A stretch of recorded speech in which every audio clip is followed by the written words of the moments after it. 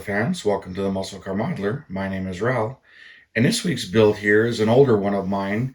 This is a 65 Shelby GT350R, which is a competition model produced by Shelby. And when he produced these in 65, he built 540 something of them, but 36 of them are these R models, commonly referred to as the R models because of the serial number that Shelby put on them. They were 5S and then 3 digits, and then 5R and 3 digits.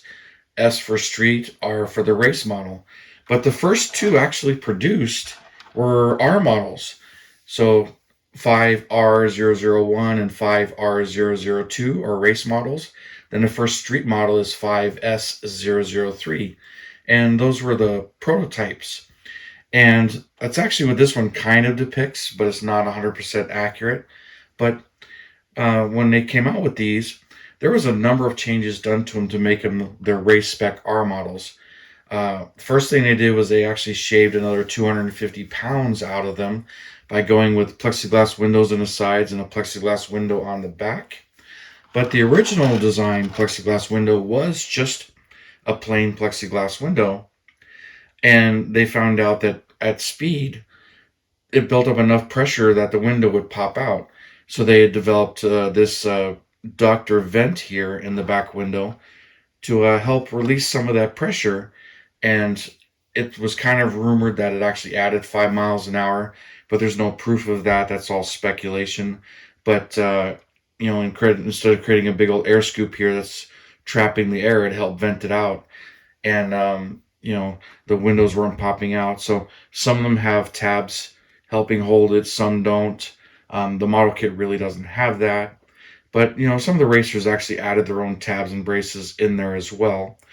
The vents on the side were removed and just covered up with a piece of aluminum, mainly to save weight. It didn't really affect the aerodynamics that much, but there was a lot of weight saved by removing all of that ductwork in there. Even when they went to the 66 and they put the plexiglass windows in there and they had to cut out some bracing, it saved a lot of weight.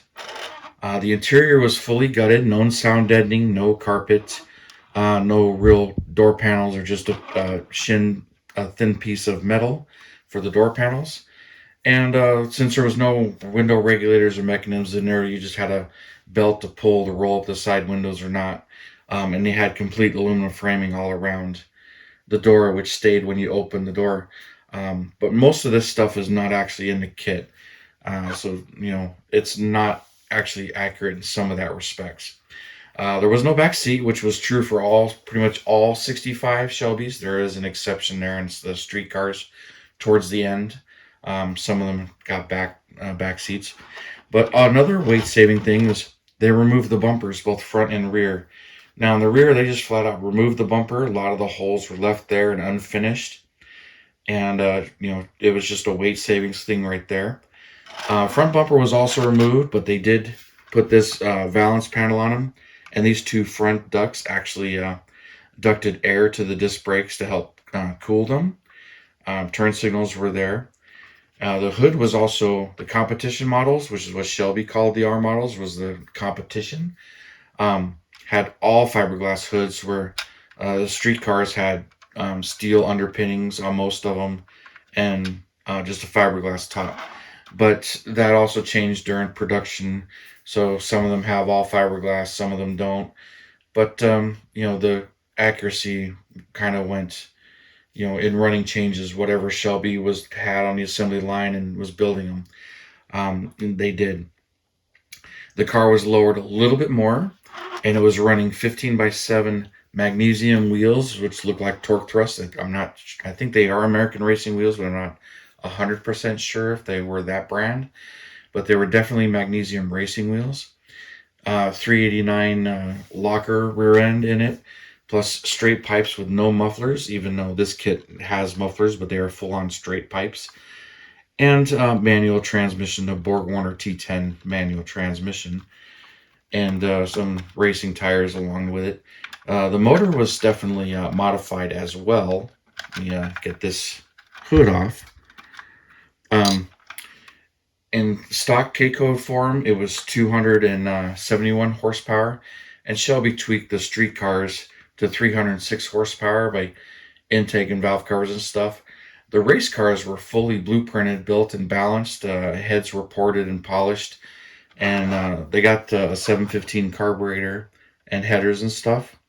But they were also, while Shelby on their dyno, it was said in one of the books that they can get it to 389 horsepower, was what they can build the 289 to actually do. But they toned it down and kept it around 350, 360 because they needed it to be reliable. So they found a nice little balance there of getting the cars to stay reliable at that power range. Anything more than that, they were risking the durability for the power. And being that this was a fairly light car and 250 pounds lighter than the stock one, and 350 horsepower and 350 foot-pounds of torque, these were potent performers. Matter of fact, this one, as far as the livery goes, the decals that Monogram Revell give you, it's kind of the number 98 car when Ken Miles took it out on the very first race ever and raced it. It was wearing the 98 and B for B production class, but it didn't have these stickers. It had the Terralingua sticker here, decal. So the decals aren't exactly accurate, but it's pretty darn close to that car. But it's actually referred to, that's 5R002, which is the first one to ever race. And in his first race, it actually won. But it's referred to as the Flying Mustang. So you can Google that. There's a nice picture of Ken Miles cresting a hill, and all four tires were off the ground. It just flew over it. And that, I just love that picture. But, when it comes to these kits, I built this not really out of the box. I did do some modifications, trim the wheel wells a little bit, especially the back ones, and remove the battery so there's no battery there on the passenger side.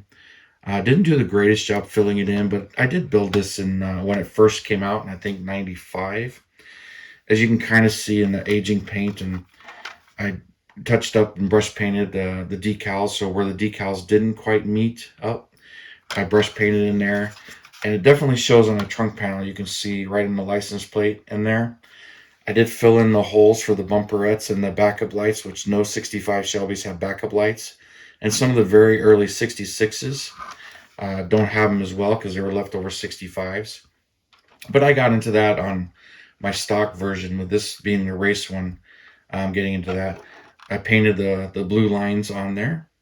And all of these are Wimbledon white. I really couldn't tell you what white I used on this or whose paint it was, because I said this thing's probably 20 plus years old.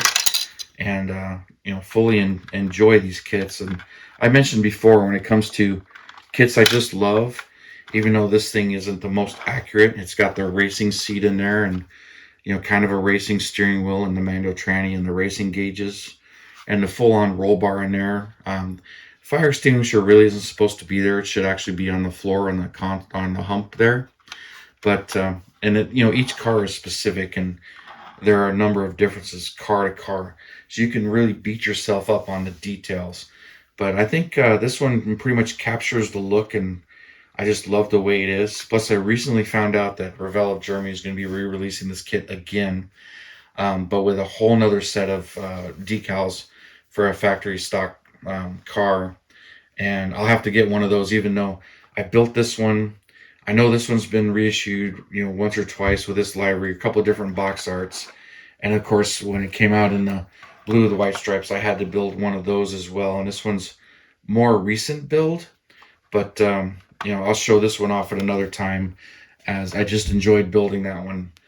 Most of these were out of the box, even though I did some mods to this one. It's not the most accurate. I do know I have 3 more of these kits in my stash.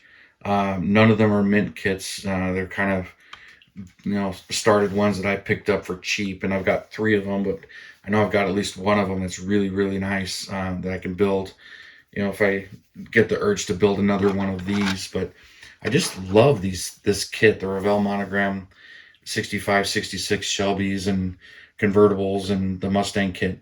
I can't tell you how many I've built, and I know I've got 7 or 8 in my stash unbuilt. But I just totally love these kits.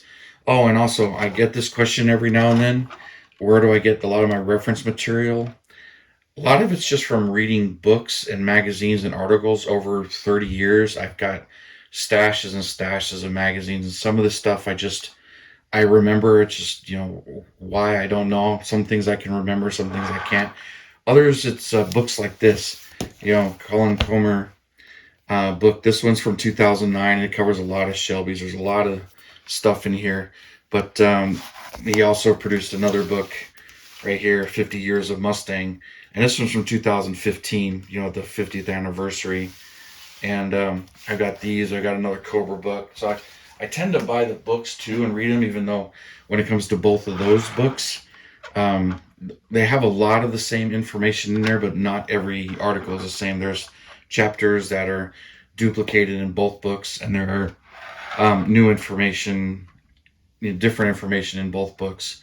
But just big fan of Shelby and those cars and that story and all of that. So that's why I have so many Shelbys, and I try to build every Shelby model kit I can get my hands on. But I figured I would share these and tease you with it, especially since that new one's coming out, and looking forward to getting one of those as well. But I hear that's another 9 months down the road. But anyway, thank you for tuning in and subscribing and all your comments. I really do appreciate it. And you guys, you have a wonderful weekend, and I will see you next Saturday.